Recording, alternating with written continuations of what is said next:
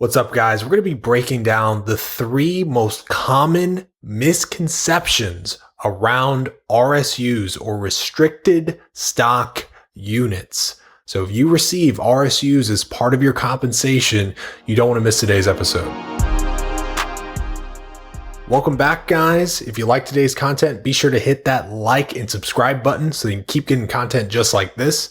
And of course, if you need help with your own financial plan, reach out to us at www.modernwealth.com. That's modern, spelled with no vowels, wealth.com. So I find that RSUs are something that just seem to confuse tons of people, right? I mean, it seems like there's tons of content out there on them. So RSUs, or restricted stock units, tend to really confuse people. I find that when people receive them as part of their compensation, they usually are pretty excited about the fact that they have them. But then there's all this confusion about how to handle them, how they work, how they fit into their overall financial plan. And so I wanted to do today's episode on the three biggest misconceptions that I see regarding RSUs, since we do a ton of financial planning for folks with equity compensation, such as RSUs. So the first misconception around RSUs is the fact that folks oftentimes feel like they have some sort of insider edge regarding their stock. Now, if you're listening to this, let me ask you this. Would you say that most stocks underperform their index or the overall market? In other words, if you were to just pick a random stock, what are the odds that that stock does better than the overall market? Chances are, if you've thought about that question, you probably are thinking, well, duh, it's hard to stock pick.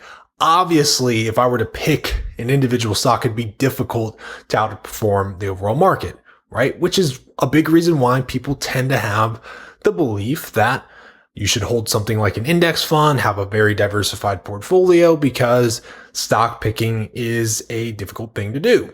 We find that a lot of our clients feel that way. But for whatever reason, when it comes to their RSUs, they feel like they have an edge.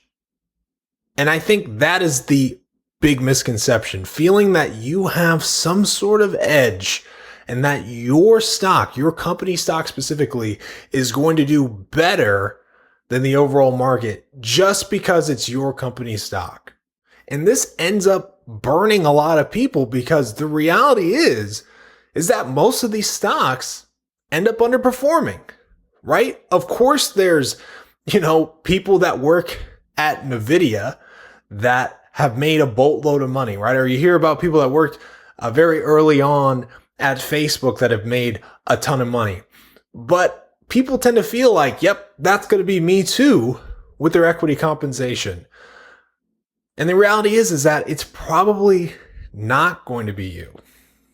So I'm not saying dump all your shares, right? I understand that your job is a big part of your life. The company that you work for, right? You are perhaps very passionate about that company that you work for. So it's reasonable that you want to have some exposure to your company stock. That's fine. But just think about how much exposure you really want. Realize at the end of the day, this company employs you. They perhaps provide all of your livelihood. Keep in mind that if you have RSUs, you probably have more grants in the pipeline. So if you sell your current vested RSUs, it's likely not the case that you won't receive any more, right? You probably have more unvested RSUs in the pipeline. And guess what? If the company stock does really, really well, that's only going to increase the value of those unvested RSUs in the future, which means you make more money. And keep in mind too that you are taxed on those RSUs as taxable compensation when they vest. So if the stock drops significantly, you might have some capital losses to use to offset a little bit of your income, but you're capped at $3,000 per year if you have capital losses on your balance sheet to reduce your ordinary income. So again, if you received all this RSU compensation, even though the stock goes south, it's likely not going to offset a ton of that compensation that you've already had to report. So bottom line, realize that feeling of that you have an edge with your company stock. Understand that that's normal. Understand that a lot of people feel that way. And also realize that the odds are your company stock is probably not going to outperform the overall market. So plan accordingly. Now, on the topic of taxes, this is an area that gets really convoluted. And this leads me to misconception number 2, which is that folks think that RSUs are taxed higher. So I've heard this a billion times. People will get vested RSUs. Their company will sell off a portion of their vested shares to cover taxes. And they think, man, I just got smoked. I just lost all this money. These RSUs are taxed super high. What's the deal with that? The reality is that RSUs actually don't have any sort of different taxation than your standard salary. The only difference with RSUs is that the withholding on them is very similar to a bonus. So when you receive a cash bonus through your job, your employer withholds 22% in most cases for federal income tax. You also then need to stack on top of that FICA taxes and state taxes. So when you combine all of that together, the withholding on a bonus could be well over 30%. But just because you have a 22% withholding on a bonus doesn't necessarily mean that it's taxed higher. The withholding on it is just simply higher. And it's the same case here with RSUs. The withholding on them is the same as a bonus, which is 22% in most cases. And of course, depending on the state that you live in, there's also a standard withholding rate for bonuses or supplemental income. So bottom line, your RSUs are not taxed higher. They just simply have a higher withholding.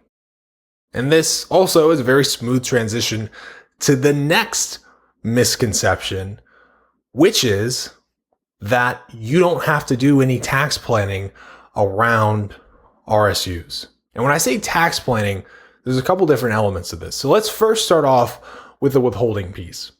So first and foremost, that 22% withholding on RSUs, depending on how much you make, could be overkill, right? That could actually be way too much withholding depending on how much you make. But let's say that you're in a high tax bracket. Let's just say, for the sake of argument, you're in the top tax bracket. Will withholding 22% on any bonus be sufficient? Right? You're probably thinking in your head, no, right? I mean, if I'm in a 37% tax bracket only withholding 22%, then I'm clearly not withholding enough taxes.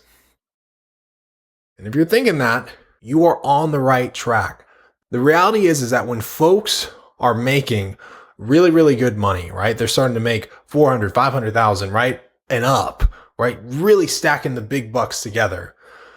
And they get RSUs. Oftentimes, if they aren't doing either significant withholding adjustment on their paycheck, so paying extra every single paycheck to the feds and potentially the state to cover the under withholding amount, or if they're not doing estimated quarterly tax payments, then we often find that these folks actually under withhold and they get hit with surprise tax bills when they file. And when they get hit with these surprise tax bills, a lot of people think, well, that's not the end of the world. I have all this money on the side. I'll just pay that tax bill. No big deal. I'll just keep going the way that I have been. But that's an issue because you might be subject to under withholding taxes if you under withhold too much. We did an entire episode on this and we'll provide it in the link to this particular episode. So be sure to check it out if you're not familiar with how under withholding taxes work. So planning around your withholding whether it's through estimated taxes, quarterly taxes, when you're receiving these RSUs, especially if you're making significant income, is a massive opportunity to optimize your overall tax plan and tax strategy that we don't see enough people do. And of course, if you're looking to reduce your overall tax bill because those RSUs are really driving up your taxable income, well, it's a fantastic time to start thinking about stacking up itemized deductions, looking at really active tax loss harvesting strategies to help reduce your ordinary income, looking at different above the line deductions that you're eligible for to reduce your overall tax liability. I mean, that could be an entirely separate episode in and of itself. But bottom line is, if you receive RSUs, there's 100% a need to tax plan and think a little bit more methodically about it. So again, I can't stress it enough. I mean, RSUs are amazing. I mean, they can quite literally make up over 50% of your compensation in some cases. I mean, we've definitely seen that with some of the clients that we work with. I mean, they can be a game changer. They can help lead to you making serious generational wealth in just a couple of years. But as Biggie Smalls once said, more money, more problems, right? I mean, that is what we are dealing with RSUs. The more you are stacking up, the more you are at risk of potentially running into tax issues if you aren't proactive about it and if you don't understand how they work. So if you have RSUs, I hope you found this helpful.